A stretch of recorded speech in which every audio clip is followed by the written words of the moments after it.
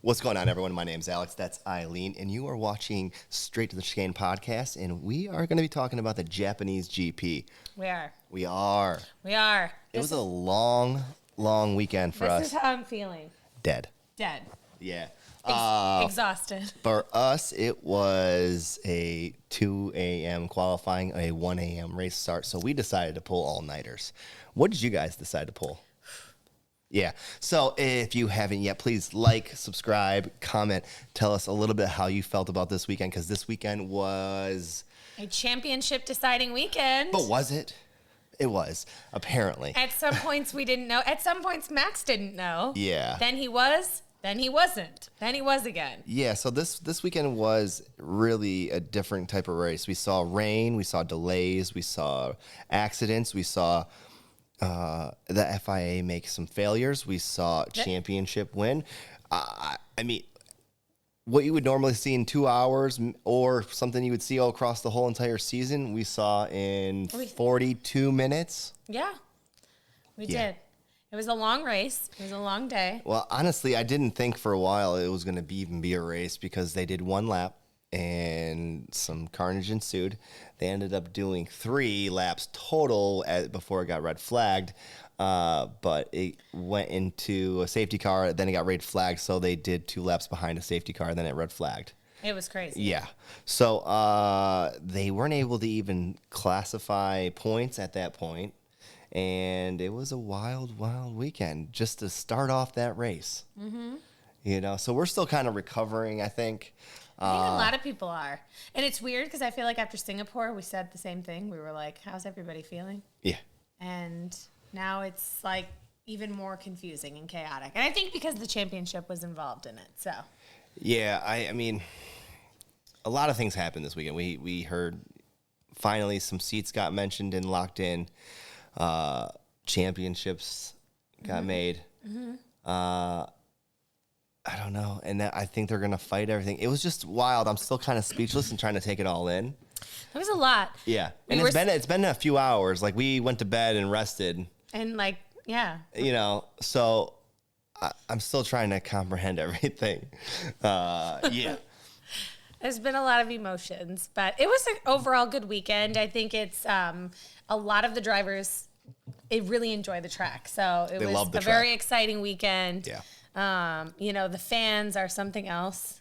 You know, they're like very passionate. The outfits, like, so cool to see. They love all the racers, even though it's Yuki Tsunoda's home race. They love Formula One. Yeah, it's a great, just like well-rounded, you know, and they're just passionate about racing. But just to see some of, like, you know, showing up completely dressed like Sebastian Vettel down to the helmet. Yep. People with actual cars, like, built as hats. Yep. You know, there's all sorts of cool stuff. Lots of big posters of the faces.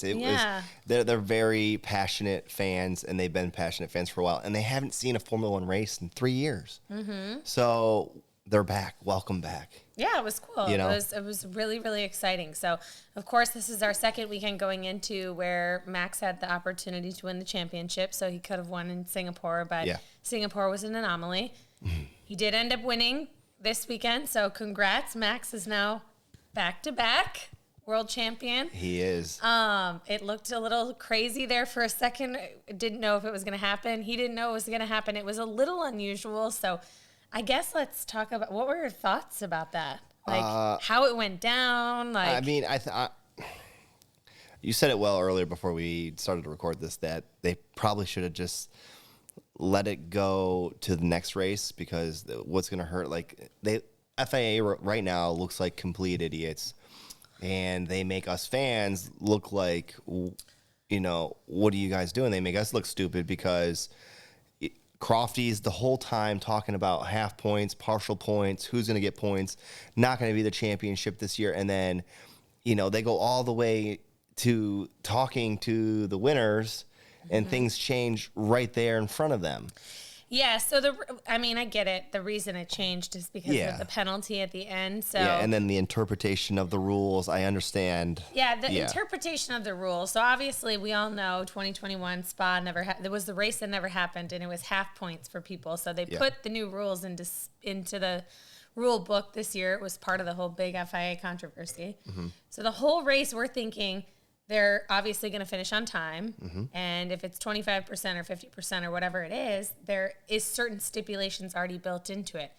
But there's one sentence that starts it out that specifies those rules apply if the race does not resume under a red flag. So if it got red flagged and the race ended, however, it got red flagged, but the race began and it finished. Mm-hmm. We had a finishing race. We literally sat and watched TV for 3 hours, and we got to see 42 minutes racing. And we got 28 laps altogether. I mean, by the time the race physically started, I guess you can count the first one lap. Yeah. Not really, because it wasn't even a full lap Carlos spun. Yeah. But we got 28 laps. I think there was 6 or 7 by the time it actually got the rolling start going. So, and that just goes to show, too, because Max's gap, everyone wants to keep saying he won by 27 seconds with only 28 laps. But we have to remember 2 laps were at the beginning and 5 or 6 were under a safety car. Yeah. So how fast was Max? I mean, he was doing, 4 seconds pretty much a lap faster than everybody. Unbelievable. I mean, we saw at the end of the race, too, the tire difference. I know we're kind of jumping all around a little bit, but, I hope you guys have by now watched the race as well. His tires compared to Leclerc's tires. It's no wonder. There was a huge difference. You can see why he was pulling away. Mm-hmm. Multiple seconds after, farther away than Leclerc. And it wasn't just Max either, because obviously Perez's tires were in much better shape, and that's why he was able to catch Leclerc so quickly. So, tire drag on the Red Bull, much better than the Ferrari. Yeah, that was kind of the deciding factor. Huge factor. Other than the last turn for Leclerc, where he went off and regained, and then that's how we ended up having our championship deciding moment. I guess, and I'm still. I know Ferrari's going to fight that, and I think they should, because he was in second. He went off track, regained control, got back on track, and maintained his space. You know what I mean? So I feel like he didn't really gain an advantage that much. Whenever I hear them saying a gain advantage, is usually because they're neck and neck, side by side, and one's pushing one another off. And it's usually like the person that's behind the person that gets pushed off that takes over the space. You know what I mean? It's not someone that keeps the space. We've seen it in Jeddah last year when they were fighting with Max and Lewis, and Lewis went off track and kept his place. Same with Max when he went off and kept his place. They didn't have to give it up so much. Yeah, until there was some bad spots, and Jeddah last year was crazy. Jeddah was crazy last year, and that was Lewis didn't leave the track. He turned no, but I would argue and say that Lewis left the track in Abu Dhabi at the beginning. Yeah, but I would also then say that today Leclerc didn't choose to go off track. He made a mistake and went off track. Well, he did make a mistake, but also Perez said that he pushed him over the limit. Yeah. So if he would have stayed on the track, then Perez probably would have, been able to overtake him. But it was the last turn, ultimately, which is crazy. Yeah.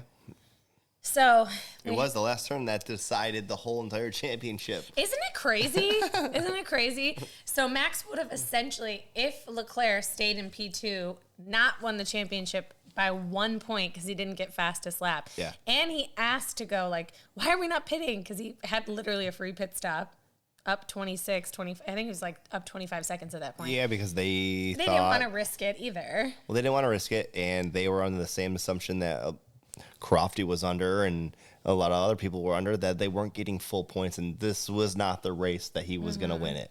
Mm-hmm. It was going to go down to Austin, which we were going to be at. Yeah. And still going to be a lot of friends were, I know, last night you were all butthurt, oh my God, the championship's decided, and we're going to this race. Who cares? It's still going to be a celebration. It will be a celebration and a good time, and still a lot of second place, third place. There's a lot of battles going on in the midfield. And to be honest, Perez, we don't know who's going to be P2 in the Drivers' Championship. No, we don't. That's where the main battle and fight is currently. Yeah. You're So right. there's a lot that can happen. So I'm like, there's still a lot to unfold in these next few races. Yeah. But I think, and I know Max doesn't feel, he thinks it's funny. Obviously, he said that in the post-race interview. It's entertaining how kind of crazy and like chaotic him winning the championship this weekend was. But last year was really crazy and chaotic. This year is really crazy and chaotic for him. And then we're so used to hearing Crofty announce, the winner at the end of the race, like he won the championship. And then they have that, team radio moment, their team principal announcing it over it. Literally, Max, it was like, great job today, like way to win. And then he comes in and they're like, great race, but not the world championship. And he's like, that's okay. Yeah. And then he walks away and he's standing there and then they're like, hang on a second, breaking news. And you're the champion. And then everyone's going crazy. So it just felt a little strange. It seems, it's just really manipulated in these ways that these rules are playing out the way they are. After last year's battle, this year is kind of it's just a different vibe, different feeling because of everything that happened from last year. Right. And, I don't know. And we were supposed to get the FIA announcement on the budget cap this past Wednesday. And that didn't happen. And they pushed it to Monday, so tomorrow. Yeah. And the drama is it, until after Max wins? Like, were they going to push it again another week? Like, how are we still trying to decide pretty much almost at the end of the 2022 season where we came in for budget cap for 2021? Yeah. So, there's a lot of things. It sounds like, the owner of F1 is not happy with the FIA right now, a little bit because of the cost cap issue, the way that the Monza GP ended with the safety car and all the drama from the fans. Yeah. And then today with the championship confusion, because even like main people who have been watching F1 for years were still like, what is going on right now? And every account last night, and I know it was like 2-3 o'clock in the morning for some accounts that we were friends with, they were like, what is happening? Yeah. Max was announced champion, but then he goes into the cool down room and he's like, no, I'm not champion. Then they come in and he is, and he's like, am I? And it's just, the amount of confusion there. So you have to feel bad for the driver too. Well, I feel bad for Max. You're right. And you said it yourself. He's had a hell of a year. The car's been phenomenal. Right. He's been dominant. He deserves it out to win it outright. He was gonna win it anyways. I'm like, and it's great. It's awesome that he won here because for Honda and everything. But I wish he would have won under better circumstances, so he could have had a better experience. Like, it just didn't feel like the celebration that he deserved for winning the championship. Their team's gonna celebrate. They are. Well, duh. They're probably going to win the constructors in Austin. So, there's going to be a celebration, but still, it just felt a little crazy. So, yeah. So, other news, I guess, that we can talk about besides the actual race going into this weekend. Big news is Pierre Gasly finally getting the deal worked out to go to Alpine. Mm-hmm. And then immediately following that, we can acknowledge that Nyck de Vries is going to be an AlphaTauri driver. Yes, AlphaTauri. He's going to be a Red Bull driver. I know. So, first of all, we're getting an all-French lineup at a French team. Mm-hmm. So there's going to be lots of French bread, baguettes. Lots of baguettes. But it's pretty cool. They're both from Normandy. I didn't really realize how they were from the same town, roughly same age. All, grew up together, racing each other, I know, pretty cool. I knew they all kind of raced each other because once you get to a certain level in the European circuits, you're all kind of, it's the top of the top people, and that's kind of who it is, But, yeah, it's pretty cool to see. And I hope that their friendship works out and blossoms, and they have a good season and a good team because their car is pretty fast. We saw literally every lap that we got to see racing today. We saw Ocon holding off Lewis Hamilton. Thank you. Yes. Yeah, it was battling. Granted, if there was DRS, I think Lewis would have got by pretty early on. But man, it was lots of good battling. But it showed how fast in a straight line. They were the second fastest that car. Alpine is. Yeah. And that's how it's been in a couple other races because I feel like the Alpines and Mercedes have been battling a little bit this year, and it's always come down to the straight line speed. So it definitely, it was defensive. Like Ocon definitely held off Hamilton, but the most coverage we saw during the race, I mean, because we only can say the race was like 40 minutes, but was that battle between Ocon and Hamilton. So, yeah. And it was, it was exciting to see. He got super close a few times, but then it was like, then there'd be the straight. And, he'd have to pull out of the slipstream or, just. Yeah, to try to go around, but then he wouldn't have the straight line speed. Never could get past. So we saw that. So, I think Ocon will have the upper hand because he's been with the team for a few years. Okay, so since we're still on this, do you think Ocon is going to be the number one driver, or do you think Pierre Gasly will now be the number one driver? Well, I think the team is not specifying who the number one driver is going to be. And I think that if they don't get past that as teammates, there's going to be a problem. Possibly. Because that's what can really affect them. Yeah. But for me, I'm like, if I was Ocon and I had been with the team for multiple years, you're going to already know, like, more ins and outs. Exactly. Yeah, I get it. Yeah. So, it's how Gasly's going to approach the situation and work together. But, we see Pierre over at Alpha right now, and we saw today after the red flag, our first one, how heated he was and how passionate he was. It seemed like a leader to me doing stuff, granted his friend and someone that, he looked up to had the same issue many years ago with his tractor being on thing. And this is a totally different topic we can get into right now, since we're trying to talk about Pierre a little bit, is that, I don't know. We'll obviously talk about the tractor incident because I feel like the biggest thing of the weekend after Max winning the championship was the tractor. Yeah. And I have a lot of feelings about that, but to say who's going to be front running, I really think Ocon will take the lead next year. Okay. I hope they effectively work together because they're both race winners. They both have literally been pretty much in the sport about the same amount of years. Yep. And so I think they both have a lot of potential. The car has a lot of potential. And so I think they're going to be a great team, but they've definitely got to, work on their relationship. So they do. But yes. And then, so we'll talk about the tractor incident. Okay. So Pierre started from the pit lane. Yeah. So he was obviously further back from, the first, I guess we only had one real incident. We didn't have any accidents. We just had Carlos aquaplane and lose control, which thank God that didn't turn into anything major because Lewis came pretty damn close to T-boning him, which was gnarly to see how, these cars are fast, man, and how close they were. The Carlos's hit caused a sign to break off. And it got moved by Lewis. A lot of people drove over it. I think him and Fernando drove over it. Yeah, and then I think that's what kind of popped it up off the ground, and that caused Pierre to run into this sign and pretty much block his whole line of view, Right. So then he went in and pitted because obviously he has this huge sign stuck in front of him, broken front end, and he comes back out, but it's under safety car. It's under, so they put a safety car out. He changed his front wing, went on to extremes. Yep. And came back out, and so he was trying to catch up to the pack, right? Because it was only a yellow, because you can still go pretty fast in certain sectors when you're trying to catch up. Yeah. But then they threw the red flag.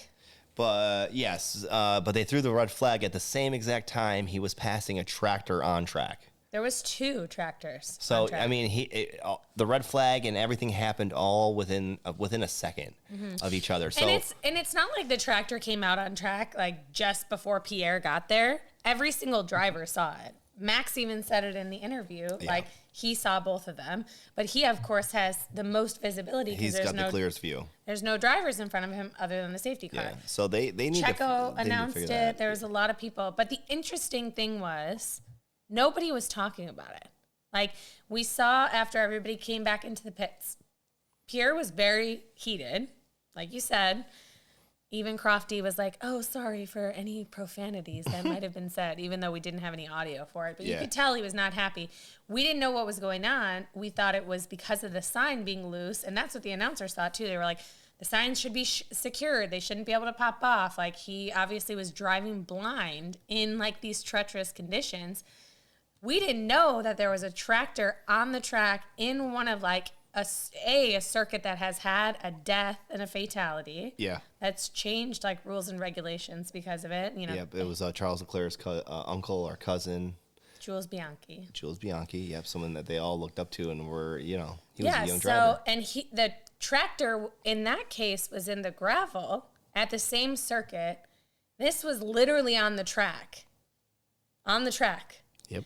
And then, so we obviously found out about it on social media. And Twitter went live with it almost instantly. It's pretty much, I guarantee that some people were watching the onboards.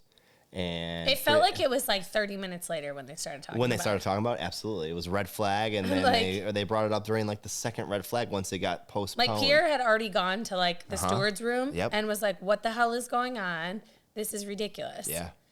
And so, I mean, obviously we all know what happened, Pierre got penalized for it. He got a 20-second penalty post-race, 20 seconds. And 2 points. And 2 points on his license. Yeah.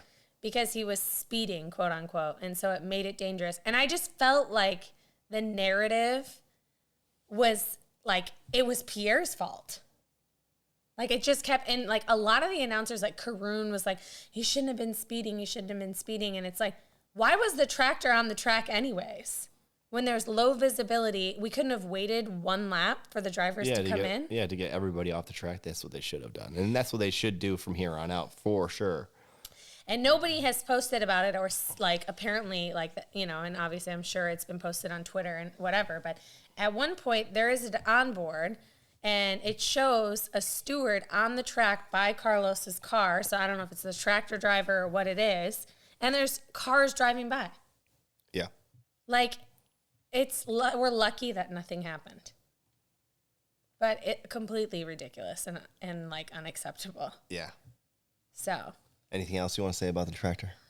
No, but I hope to God we don't see tractors on the track ever again. Yeah, definitely during climate, rains. And just in general, you can so easily lose control and there can be an accident that happens. It doesn't matter. And I think Pierre said it best. It doesn't matter if he's going 100 or he's going 200 miles an hour or whatever. Kilometers an hour, yeah. It doesn't matter. Like if he would have hit that tractor, no matter how fast you're going, like we hear about it just in the world, like you can easily die. Yep. So. You're right. Bad decision. I think that there should have been a statement put out by the FIA saying that it was the wrong decision instead of, he needs to be held accountable for speeding under a red flag. Yes, I understand that they have launched an investigation into it. Yeah. But knowing what we know that has happened in the past, I think it's ridiculous that nothing was said. But that's all I'm going to say. Okay. Yeah. I agree with you. Okay, good, because I was going to throw hands if you didn't. So I think that was a big thing, big deal. They should be talking about that. We're going to find out more about that here sooner or later, for sure. Talking more about this weekend and what we saw rain on practices. We saw some dry weather. They were unclear on even what the weather was going to be this weekend, and you kept calling rain. I knew it was going to rain all weekend. I don't know why everybody was so surprised. Yeah. You did it, and you were calling it, and they weren't really calling it until like the day before. And I think maybe they weren't trying to call it too early, because they've had earlier this year where they said, it's going to rain, and it didn't really even rain. Yeah. Right? So I think they were just trying to be cautious on that end. Today, I think it went from like 90% rain to 100% rain. So, I mean, obviously we saw that today. Yeah. It wasn't like a torrential downpour like Singapore, but it's cooler climate. So like how it's, Singapore, the track is obviously hot. So that's why we saw them switch to slicks. Yeah, and this track in particular has high grip, high degradation. So they, even though it was wet, they had intermediate tires on. They still had decent grip. Mm-hmm. And then you could hear the drivers even saying that their grip was still pretty good. Like Stroll? Yeah. Stroll had a really good start. Stroll had the best start on the entire grid. He did. His start, he did like one of those video game moves where you kind of like go on the inside. And it was just like, for some reason, his car's 10 times faster than every other car around him. That's kind of how his start was. However, Max didn't really have that great of a start, and Charles had an okay start, but really kind of braked early and was a little cautious because he was on the inside of turn one, and Max was able to maintain and keep that lead. But it was it was a really close start to Max almost not having that. Max didn't have a good start. We were both like, oh, like what's going to happen? Yeah. But he made that move into turn one and made it stick. Yeah. Pretty epic. He went late on the brakes. That turn is really fun, man. It's a big turn, and it's sweeping. And if you don't you can kind of late brake on it because of the sharper part of the turn is near the end of the turn, and it's a pretty sweet turn. However, Max, once he got in front of him, it didn't really even look back. I mean, he started pulling away almost immediately, and that's one because there was rooster tails, and it's hard to see. So, I think everyone's being a little cautious. And then you're like, oh my God, we saw some cars kind of going four wide too at the start there, and Vettel was one of them. I was kind of surprised that there wasn't any wrecks at the turn one. Vettel went sideways because he kind of hit Alonso and went in reverse. Did a little spin. Yeah, and kept it going. But that was really it for turn one. We didn't really see anything until we got to like turn 7 or something like that. I was like, oh, I see a Ferrari. I see a Ferrari. Yeah, it's flying. I'm like, oh my God. But it was like just in the back of a shot, and then they like cut back to it. And speaking of that, coverage has been really sloppy lately. Like the race, the end of the race today, there was a lot of really good passing going on, and for some reason they weren't showing it.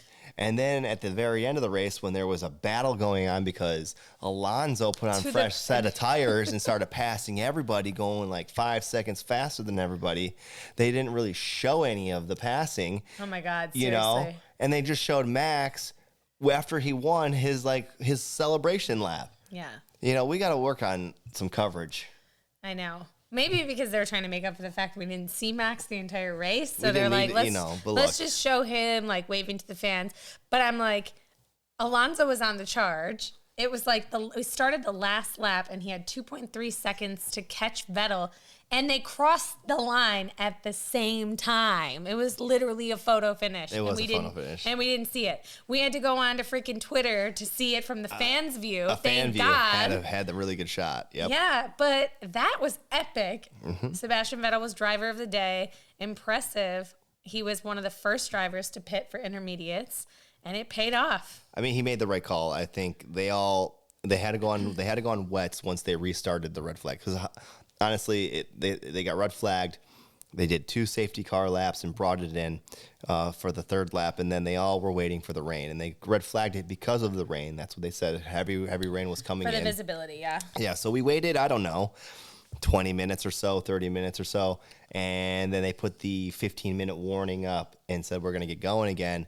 And drivers were in, cars were started, canopies were down. We were ready to get going again, and then they suspended the race. And we started hearing the talks of the 3-hour timer and the 2-hour race time are about to meet. I know. Once it hit below the 2-hour race clock, then it switched to the time, so it was going down. So I mean, yeah, and we got some meme-worthy content.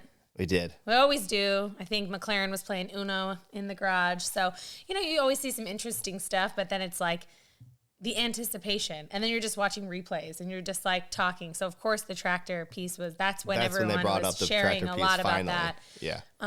But yeah, no, we definitely need to do better with showing multiple battles, especially in the midfield, because that definitely seems to be where the challenge is. I didn't want to miss the Leclerc and Perez battle at the end. So I'm glad they showed that, but they could have easily went to Vettel and Alonso after and then not back to Max. Honestly, yeah, they could have stayed with Alonso because he passed like 3 people in like 4 laps. He did, and so that would have been 17 seconds. That would have been a really good coverage just to have him for that time. Yeah, and we didn't really get to see any of that on the World Cup broadcast with Crofty. That was a little bummer for sure. And then the photo finish, that was rough because there was a lot of really good. We saw some good passing everywhere else. You saw the little box on the side there. There was some good moves happening. We saw the ticker on the side, drivers making moves. I mean, shoot, we saw even Schumacher with we saw that in live. first place. We saw that live. Yeah, but we saw it live. Yeah. But we got to see that this weekend, which has not happened. Yeah, he took a different strategy. His engineer said, we're going to keep you out, hoping for a safety car, essentially. Yeah, it didn't pay off. So, but he was leading the Grand Prix for like a split second for 15 yards, Sam Collins said. Yeah. 15 yards, but you know was what? Leading. It was great because after the race, Mick posted on Instagram and was like, not many people can say that they've led a Grand Prix. Yeah. And he's like, all jokes aside, obviously tough weekend for strategy for them. Yeah. They just made the wrong call with that because they did not pit for inters like when everybody on the grid did, because it was a little chaotic in there for a second. Yeah. So. And honestly, after the first lap, there was a bunch of people that kind of moved up. I can't remember exactly who. I know Ricciardo had a good start. Ricciardo had a really good start because he was behind. Yeah, the initial restart. He was behind Norris. Yeah, they were 10th and 11th. And then after the red flag, he was, I think, 2 positions in front of them. Yeah, he was 8th. Yeah. So that's pretty good. So should we talk about Latifi? Go ahead. Latifi was the other, I guess. We had Max win the championship. Vettel driver of the day. We talked about Alonso's charge, Ocon's defense. Yeah. Latifi scored points this weekend. He was 21st out of 20 drivers on the grid because of Nyck de Vries scoring those 2 points when Alex was out. Yeah. And he now is officially 20th. Yeah, tied. No, he's 21 out of 22 because Nico Hülkenberg, essentially. Oh, but he's he's tied with Nyck de Vries. Nyck de Vries for 2 points. Because he's, raced more races. But, he's coming to the end. He is obviously not signed back with Williams next year. So good for him. He is the second driver. It was him and Vettel that came in for Inters first. They made that really call. They made the good call. So that set him up for a great race. So typically when a driver's leaving, there's been a lot of talk about, where are you going to go? We've seen it with Checo previous years because he wasn't doing really well and he didn't have a seat, right? Earlier this year, up until kind of recently, we were asking Daniel, what's going on? Yeah. Where are you going? Well, but no one really asks Latifi, what's next? Where is he going? We're going to miss you. It's just kind of seems like everyone knows it's the end. I don't know. What are your thoughts on that? I think everybody knows it's the end. Yeah. I mean, where else is he going to go? Like even Haas, Steiner was like, everyone keeps asking us about Daniel, and is Daniel going to sign with us next year? Well, maybe we don't want Daniel. Right. And so that's the other piece too, is we're seeing a lot of the puzzle come together. So we do have the 2 more seats, and Ricciardo has basically said as of this weekend, it's pretty clear he won't be on the grid next year. So we're losing Sebastian Vettel and most likely Daniel Ricciardo, which feels not right. Both Vettel and Daniel, doesn't feel ready. I don't think. I I know Vettel. He's ready to go. He wants to spend more time with his family. He's good to go, but he's like my age, you know. So he's still. I think he had more in him. I think he's just ready to move on to the next chapter with his life. Yeah, no, I mean, he's not going to be a racer. He won 4 times in a row. I know. Which, speaking of, we have not even mentioned the crazy stats that have come out, like with Red Bull, like repeating history. So okay, go ahead, give me a few because we're kind of getting near the end of this long podcast. Yes, first and foremost, I mean, Max obviously won his 2nd championship this weekend. His first was at Abu Dhabi. Yeah. So Sebastian Vettel with Red Bull won his first at Abu Dhabi and his 2nd at Suzuka. Yeah. Crazy. Same, but not only that, it was the exact same year 11 years later. And weren't they roughly the same age? Same day, but same ages too, right? Yeah. No, because basically it's, the whole thing. I mean, that's similar to Alonso. So he's now tied Alonso's 2-time world champion. And, both of them won their first championship after somebody was a 7-time world champion. Yeah. So what that also means is there's hope for Ferrari because Alonso won 2. Max has now won 2. After Alonso won 2, Ferrari won the next. With Kimi. So Carlos or Leclerc are going to win next year is essentially what the rule books or fingers history crossed, is fingers showing crossed us. for Carlos. That's who I wanted. I think early this year, that's who I was rooting for. You did. It didn't really pan out for him very well. However, he's still in the hunt for fifth? Yeah, I think Lewis is like 20 points behind him. Yeah, so So Perez and Leclerc are 1 point difference right now. Russell is still in P4, then Carlos, then Lewis. Yeah. So it's going to be an interesting last few races. It is. We get a 1 week break, and then we're in Austin, and we're going to be in Austin. We will be there. Yeah, so our plan is to do our podcast at the track in our RV before we get out of town after the race. That's the goal. Let us know if you're going to be there, American fans or non-American fans that are, traveling to come. Yeah, should be a good time. Love to meet up. There's tons of events. Yeah.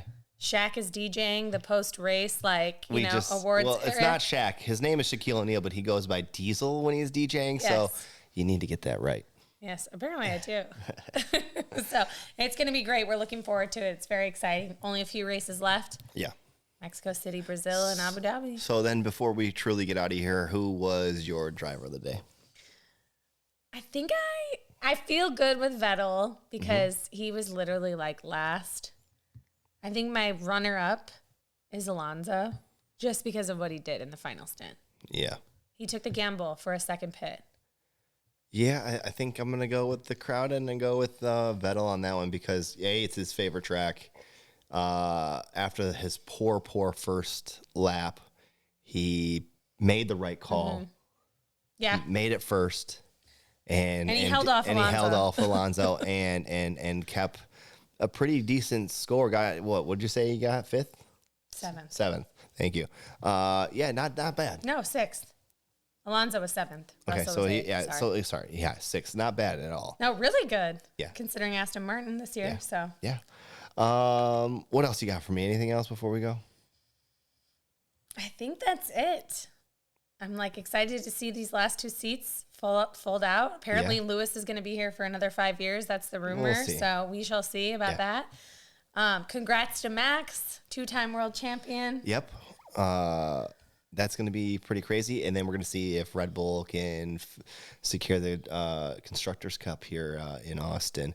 And I guess that's it from us. You'll see us in 2 weeks' time when we're in Austin watching the race live with I don't know how many thousands of fans. There should be a lot. There was 400,000 last year for the weekend, so it should be pretty much gonna be big. The same as this year. Yes. Maybe more. Yes. All right. So we'll see you next time. If you haven't yet, please like, subscribe, comment, dislike. Let us know what you thought of the race. Yeah, we would love to hear it. We would love to hear everything you guys thought. And can't wait. We'll see you next time. All right. Bye. Bye.